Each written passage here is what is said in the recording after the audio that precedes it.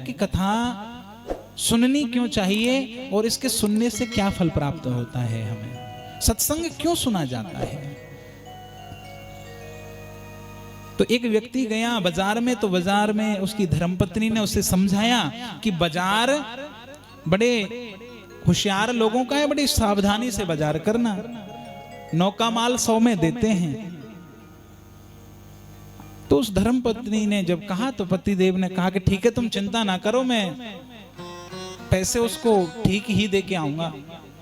और बाजार में गया, वर्षा का मौसम था, तो वो एक छाता लेने पहुंच गया बाजार में।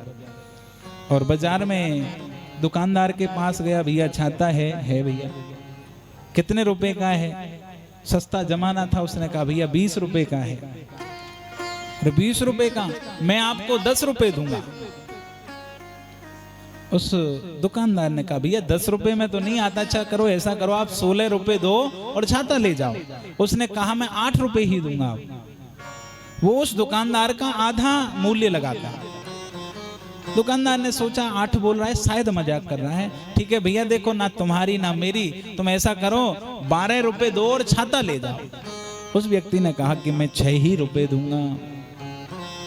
तो दुकानदार को लगा कि ये तो पक्का ही ग्राहक है कोई, तो इसलिए ये 10 रुपए ही देगा। ठीक है भैया, तुम 10 की कह रहे थे, 10 ही दो। नहीं, अब तो मैं 5 ही दूंगा। अब तो उस दुकानदार को गुस्सा आ गई। दुकानदार ने कहा भैया मुफ्त में ही नहीं ले जाए तो वो व्यक्ति बोला यदि मुफ्त में दोगे तो 2 ले जाऊंगा, मुफ्त में दोगे तो 2 ले जाऊंगा।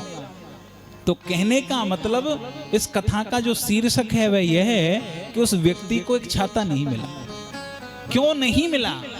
इसलिए नहीं मिला क्योंकि वह किसी मूल्य में रुक ही नहीं रहा था, किसी मूल्य में टिकी ही नहीं रहा था, किसी भाव में रुक ही नहीं रहा था। तो उसको कहां से मिलता वो छाता?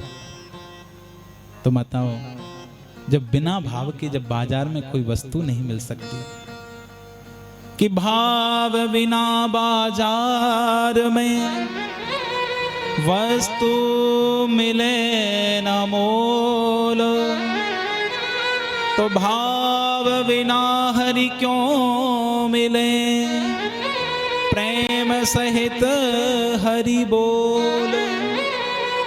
कि जब बिना भाव के महाराज बाजार में वस्तु तक नहीं मिल सकती, तो भाव के बिना गोविंद कहां से मिल जाएंगे? भाव के बिना ठाकुर जी नहीं मिल सकते हैं।